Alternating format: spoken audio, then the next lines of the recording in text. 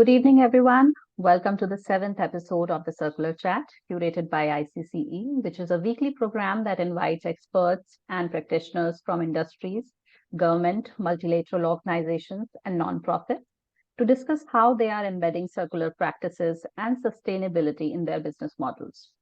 We are running into the fifth season, which emphasizes on circularity in electrical and electronic equipment sector. We have collaborated with NSR Cell, the incubation center for startups at IIM Bangalore, for this season. The key focus includes the integration of principles in the design, manufacturing, consumption, and end of life management of Triple E. We have hosted 6 episodes of the season so far and have covered topics like life cycle of electrical and electronic equipment, collection of e-waste, closed loop business models, open loop business models, material composition, and India's vision to bring circularity in WEEE sector. Today, we'll be discussing business models that work upon renting as a way to develop a circular economy with Mr. Sameer Arif. Mr. Sameer is the founder and CEO of SWYTCHD, an EV subscription startup. Sameer is an automotive industry veteran. He has held multiple management and senior management roles across a breadth of functions spanning purchasing, corporate strategy, marketing, sales, and pricing. He was previously head of pricing strategy and competitor intelligence at Jaguar Land Rover. He studied at Henley Business School, University of Reading, England. Welcome, Sameer, to the chat, and I really thanks for your time today. Thank you. Thank you for that lovely introduction. Happy to be here and hopefully a good session and answer some questions so that people can get a good idea of the circular economy and how we're trying to influence. Amazing. Thank you.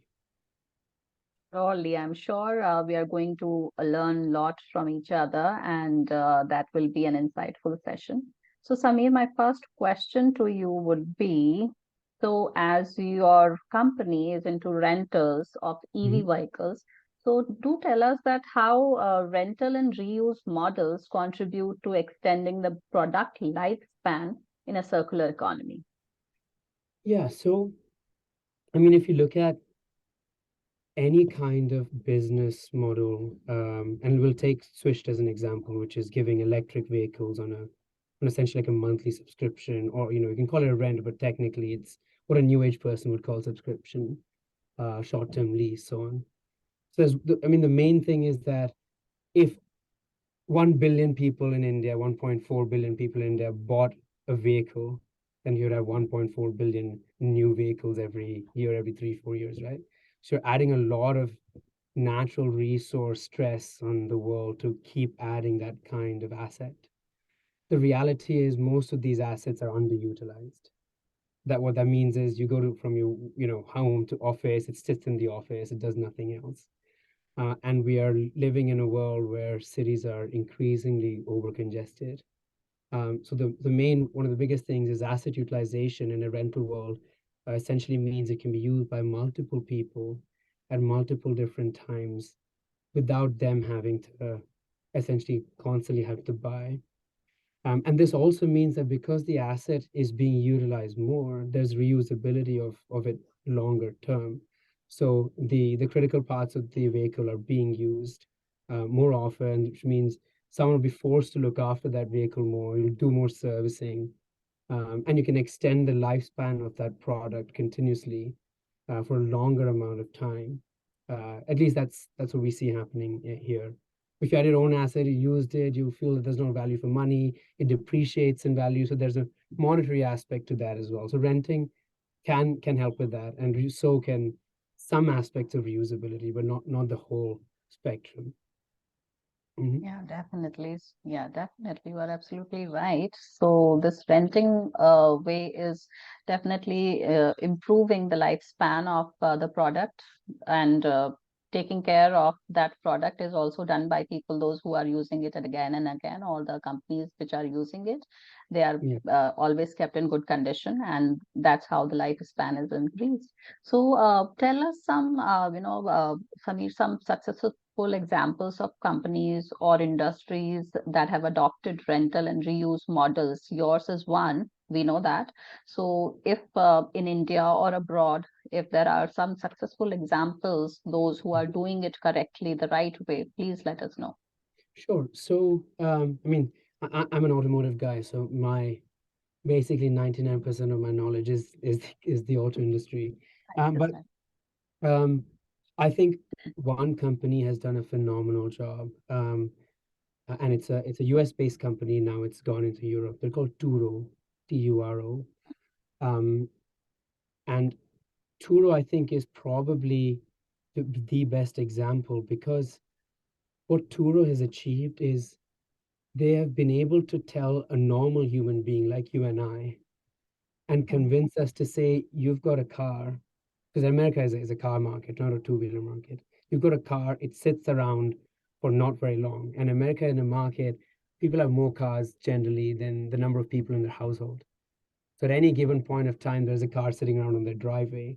Turo convinced mm, them to say, give us this vehicle, we will give it out on rent to someone, and you can make money. You can be an entrepreneur, kind of like Airbnb, to really take that waste asset utilization to a much lower level and at the same time support people in making money. And then there's also the world's largest car rental company, Enterprise Rent a Car. Basically Avis, Hertz, and so on. Enterprise Rent a Car has more than 800,000 cars, right? So that means that less than just under a million people are able to use a vehicle if they go on holiday without having to take their own, which means all of the carbon emissions are reduced if you have to travel somewhere. So these businesses are really good. And, Zoomcar is now also a really good example in India. mm. Zoomcar also pivoted their business model to become more like Turo and support, the Indian car owner with making some money as well, while also, increasing that level of utilization, especially because in India, car ownership is less than 5%. So Yes. 95% of the population hasn't experienced, a long-term car of their own. But now they have the ability to, and which also means that we don't have to buy everything new all the time. You don't have to have it for yourself. You can use something for when you need it. These businesses have done a really, really good job on reuse of an asset, and obviously making sure that essentially generates a rental income. And then the vehicles is looked after.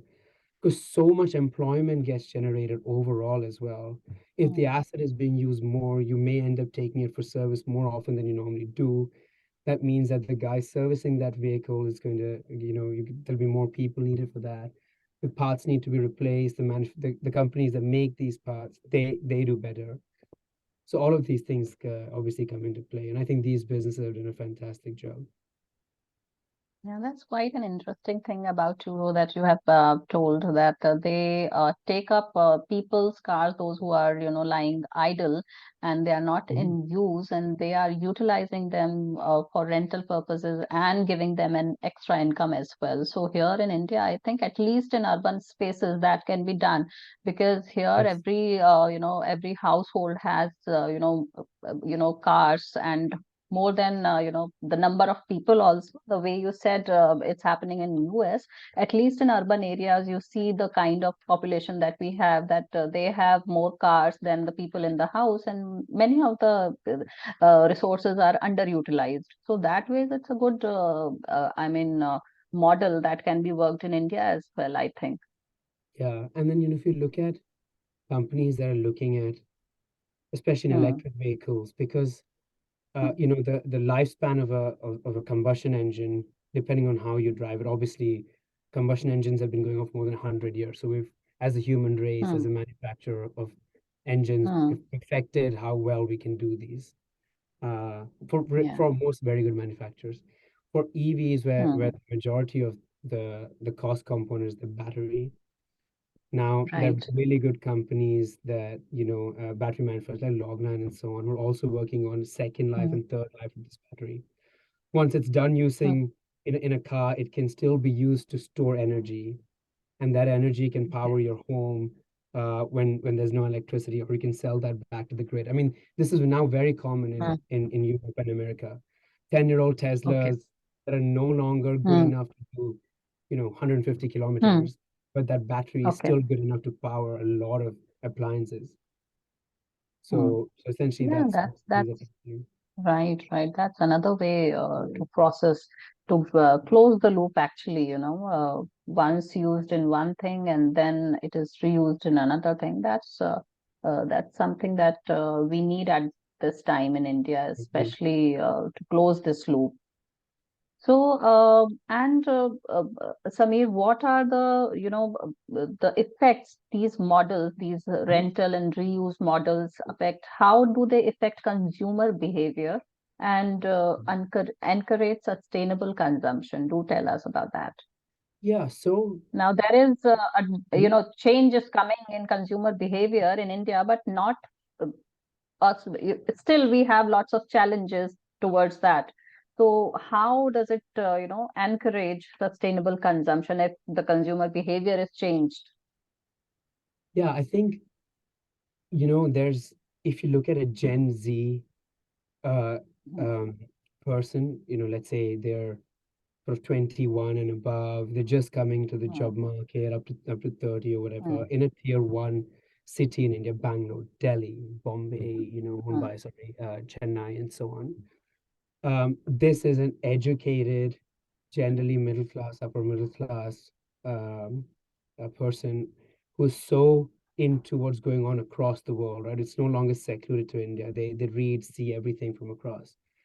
And because sustainability has become such a big thing in the West, and we hear about COP20 and so on so much now, climate change, that customers are looking for sustainability in everything they do. However, um, even though they may be actively thinking about it, I think there's still a very few customers who are actually making the largest step, because for sustainable products to be affordable, a lot more people need to essentially buy so that the overall cost of manufacturing or most of these items come down. And if you look at a sustainable soap that's made by, that is normally using palm oil, for example, they're much more mm, expensive than a normal soap, like a Dove, for example, right? Because it's not manufactured in that much. Same with electric vehicles. They're more expensive because battery components are expensive. They have precious metals in them, and so on and so forth. So we need more adoption for people to do it. And India as a market, obviously, wealth concentration, we may be in tier one cities and some tier two cities, but tier three, tier four, much smaller villages, they are not thinking about sustainability as a daily mm. thing in their life, right? Life is much harder. So they're looking at how they can go day by day, month by month, rather than. So education is coming in. But what we see is, if you talk, there's enough of a very large population in India that is purely so ingrained into sustainability. And that's why a Mm. company like Switch can actually exist. Because if there wasn't a marketplace for people who can afford a electric vehicle subscription, and so on, then it would just not exist. So people are thinking, they consciously want to make choices. And you can see EV sales going up in India because of it. People get the fact that it's good for the environment. People get the fact that it's good for their wallet as well. Yeah. And they want to seem like they're making a difference so they can feel good about themselves at the same time. In India, I believe, if there are some affordable options, they will Mm, be massively accepted. I mean, yeah. this will bring a huge change. I am just aware of an app. It Mm, goes by the name here in NCR. It works. It's a carpooling system. It's an app. mm, So it goes by the name of Blah Blah. yeah. So I've known some people, those who are using it. It's a Yeah. carpooling system. So for cities, people are coming from nearby cities, like the cities from UP, Yeah. Haryana. So this system is supporting these people, giving them a safe ride to home, Good. and whatever time they want to go to, they can connect on the app, and they can connect with different people, those who are going to the same city in the same direction, and they can carpool. So these Absolutely. kind of platforms are very much needed because it is the need of the hour, and people are looking for these kind of things and options, and they will be easily acceptable, I think. because Yeah, they are affordable and they are convenient also to use. So the way I think Switched has picked up in Bangalore, I'm sure if something else also comes up, this will have a market. absolutely. I mean, look, anything that is being used by multiple people will Hmm. eventually save you a lot of cost. I mean, which is good. I mean, most people think first money benefit and then look at the ancillary aspects, right? Only now is the Right. shift of, is it sustainable first and then money? But if your business, like Hmm. blah blah you said, is Hmm. allowing carpooling, so you save time and traffic. There's so much traffic in large cities, so much. You don't want to be Hmm. sitting there in the car, just waste time. You can do other things while you're Right. sitting there because someone else is driving. So people work. Right. And because you're Right. pooling, you're splitting the cost of fuel plus Hmm. driver charges amongst three, four people. Um, so yeah, I Yeah. mean, blah blah. Uber Pool existed before as well. Yes. Yes. So I Yes. think Yes. a lot of innovative business models are coming up to the overall Yeah. circular part of how it needs to go. Right. So, Mhm. Samir, tell us about some specific challenges or barriers that you think they should be addressed, and because you have been implementing your business model in Bangalore, you would know of certain things which might not be in public eye. So, tell us some specific challenges or barriers that you would think they should be addressed. Yeah, so I mean, this is in my industry, it's so complicated as a whole, right? Hmm. I mean, and we'll try and structure this answer as best as I can because it's, obviously every industry is challenging. The auto industry is even more Yeah. challenging. One is regulation.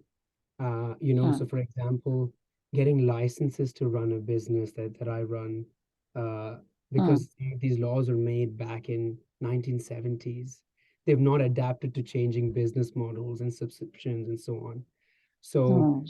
the license that you have to essentially get is built for, let's say, a company that may want to do a daily rental. And getting this license is bureaucratic as well. You have Hmm. to wait months and months and months. That's still an issue.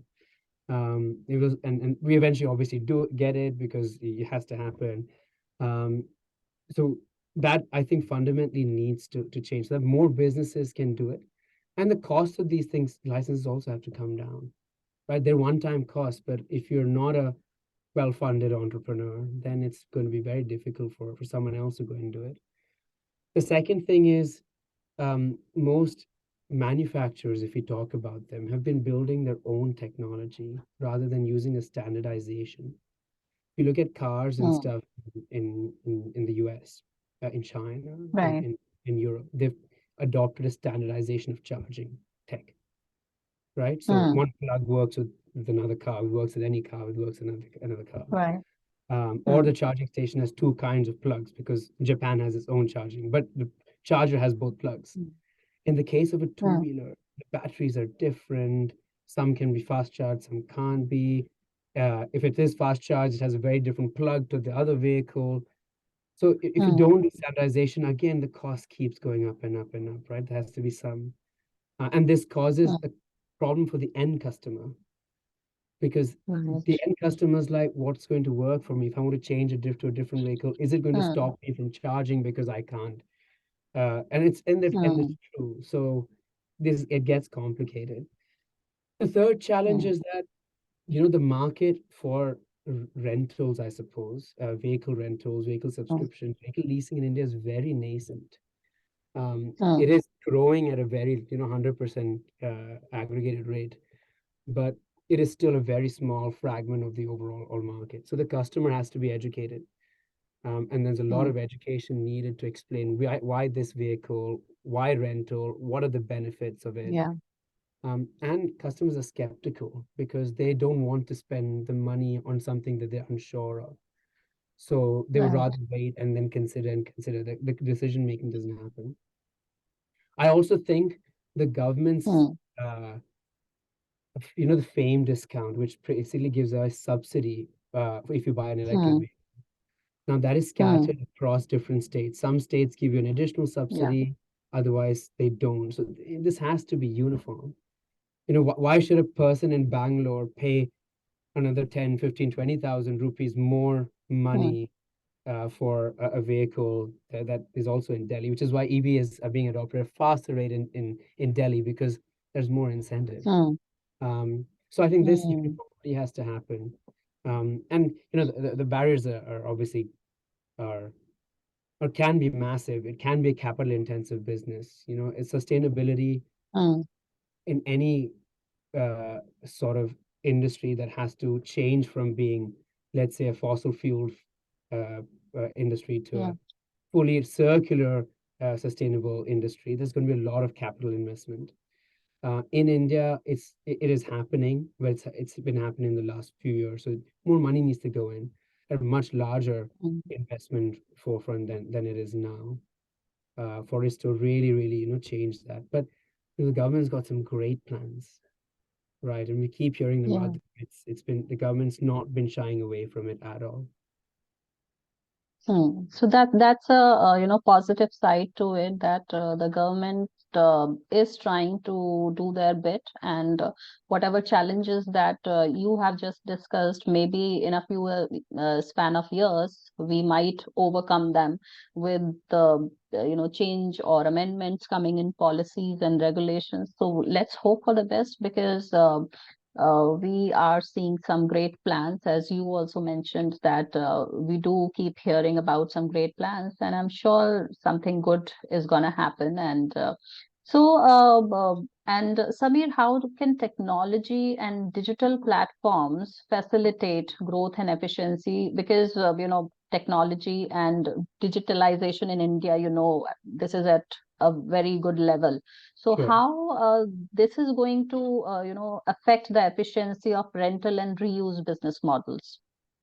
So the only way to actually scale sustainability fast is through actually having some kind of tech backbone, right? If you're Right.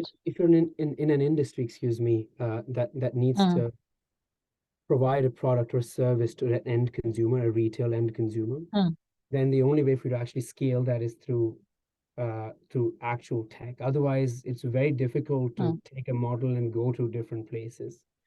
So when yes. you talk about digital platforms, right? Most companies Mm, now acquire customers through Google, Facebook, social mm, media, all different forms of social media, because that's where right. one's customer actually is and is spending quite a lot of their time. And reach is massive. You can reach a lot of people very, very quickly and target the right kind of audience, which is very important because Right. you have to get to the right customer first, who's maybe looking at sustainability, who's made a choice. And then they will become your salespeople by telling others about it, right? It becomes a lot of referral. And I think sustainability can only really be taken off fully, and for it to be circular is if someone close to you tells you, I did this, I made a change in my life, and my life has improved for the better. Mm, And that's the only best way to convince your family member, your friend, your loved one to go ahead. We are fundamentally only focusing on how we use tech to reach the end customer, how the customer for Switch can benefit from using an electric vehicle, and how many kilometers they're doing, how many green kilometers have they mm, traveled, you know, mm, and the reality is every time you pull up and someone is in an electric vehicle, your entire breathing aspect in a city improves, right? So uh, yeah.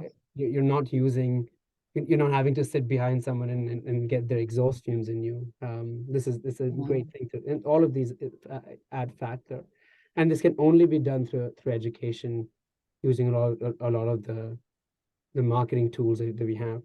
Um, and then if you look at how businesses are looking at chemical compositions, right, in large industries where they need to mm, get different chemicals or raw material compositions, it's a lot of tech, right? Because they need to do that many permutations and combinations to figure out the right kind of usage, the mixture in battery components, in making new power plants, for example. This is a lot of mm, uh, you know obviously very clever people, but with a lot of clever tech, mm, helping them make those decisions faster. All of these new tech can be implemented a lot faster. It's the only way for fast scaling, hyper scaling. Otherwise, you'll be mm, taking things in leaps and bounds, or you may have to rely on someone in another country who has probably been working on it for 20 years and now has the tech. But if you want it off them, then it's not going to be indigenous, it's going to cost a lot. And then you'll Yes. spend years trying to replicate that tech. So it has to happen. India's a great place to do it. I mean, we're like startup central now, aren't we? Everyone is looking at sustainability tech to support the future of where this country goes to. Right. So I think India has the right cocktail of, the talent is there, the population is there, so and technology is there, and digitalization is Yeah. there. I think India is at the right time to scale up these kind of startups and have something great that creates a great impact. We have a huge population, I think, that is ready to receive these things. And yes, awareness has to go, to the end users. We have to create one such organization is us who's trying to create awareness through different programs and sessions. So let's hope uh, things will move in good direction. And now, can you share some insights into we have talked a lot about all these things, how and why. So tell us about some benefits, some environmental and economic benefits associated with your model, and how does it, fit into the circular economy framework? Sure. So I think there's multiple benefits from different angles that you look at the business, right? So if you talk about the end customer first, because that's where the real touchy-feely value-added aspect comes, right? And here's Mm, how you think you can look at it. Let's say you wanted to buy a vehicle for yourself, mm, right? Because it's such a large financial decision for almost every person, right? It's yeah, probably after your house, it's probably the second most expensive financial decision you end up yeah. making. So you spend a lot of time, energy, research, thinking about if it's going to be the right vehicle, because you're going to have to keep it for a long time for yourself while you reap the benefits of this vehicle. Now, in a subscription world, in a rental world, firstly, there's no salesman haggling you. You essentially take it because it's a very small financial decision. You keep it for the time you want to keep it, and that's it. The paperwork is all digital, so you don't have to go anywhere. Most businesses, like new age businesses now in India, offer home delivery. I mean, now we're so used to Swiggy and Zomato and Yeah, Bolt and all the yeah, good stuff, right? You don't go anywhere. yeah. Why should you? That home delivery has become a thing. So you can just do it from the comfort of your house. Imagine booking something and a 1,75,000 rupee asset comes to you and you're paying a small amount, small security deposit, and you're like, okay, I can return this vehicle at the end of the month, switch it to a different vehicle. And then another customer will take that vehicle. Because if each individual of those customers ended up buying a vehicle on their own, then obviously we're not going to be circular, right? Then we're going to keep on this routine of buying, buying, buying, buying, buying, and then keep doing it ourselves, where you can keep going. And lifespan of these assets is very long. You don't need to have to keep buying new ones. Then the second thing, so there's a clear monetary benefit and a cost benefit analysis in the head of the customer, that I think I can save money doing this. And if I lose my job, God forbid that doesn't happen. If they move from one city to another city, they don't need to take a vehicle. They don't bear transportation costs. You just stop, you go somewhere else, take a different vehicle, right? So all of these ancillary things then start coming into play. Then from city management perspective, right? Because cities will not exist as a sustainable place for people to live if we're not giving back to the environment that we're staying in, right? Someone like me struggles to breathe if there's pollution levels are low. And Bangalore is a pretty good city, to live in. Delhi is much harder for Come breathing. to Delhi. Yeah, Come Delhi is to much Delhi harder. and get your switched to Delhi soon then. Yeah, I'd love to. I mean, Good there's, thing. I would love to. Yeah. But Delhi for me it is a struggle. Yeah. So, but if you think of it that way, right, that if you're there's no tailpipe emissions, then yeah, yes, maybe not all the pollution is caused by vehicles, but you can take that off in some way, shape, or form. And also, you reduce congestion so much more. There's not places to park vehicles in many places now. People are adding more vehicles than cities can actually cope. The roads can't cope. If you look at Yes. some what the traffic commissioners, the transport commissioners say, they're like, it's not that the roads weren't built for some of this. Obviously, sometimes bad planning, but we're adding cars and bikes at a level that is unsustainable for the cities we live in. There's no space to walk and you just park your vehicle. And that's why there's a lot of traffic. So models like this reduce the overall burden on cities as well to give that kind of thing. And obviously, if you look at India as a perspective, which is why EVs are so important for India, a lot of the government spending goes on buying fuel, right? Because we have to buy fuel to put do all the vehicles, the petrochemicals for the agriculture, and so on and so forth. And if we can get rid of a big chunk of this over time, then the government can use that money, pump it back into schemes, policies, poverty improvement, all of those things that actually generate some serious value for the upliftment of people and their livelihoods and their health, right? That's essentially what needs to happen. So there's multiple benefits that you look at it. Um, I mean, there could be hundreds more, but we'll stick to the main Yeah. ones here and talk about Yes. where it And we really do adds have a value. time limit as well. Yeah, so we stick with that. This is where I think it really adds immediate value, and that's what we Hmm. should focus on now, because the long-term value Right. will come as people find out more and more and more. Right. Thanks, Sameer. Thanks for your time today. No We problem. actually had a very interesting and insightful session with you, and it's so good to see young people coming up with such startups and giving back to society. They are thinking about giving back to society. It's very heartening to see. That's great. I Thank appreciate you. Thanks a lot, Sameer, Thank you for so your much for time. having me. Thank you. And thanks for watching the video, everyone. We'll see you next week on Wednesday at the same time with a new expert sharing his or her expertise. Let me know if you have any queries on surabhi@icce.com. We keep following our social media handles for more information. Thank you. Thanks a lot. Have a Thank great day. you. Bye bye.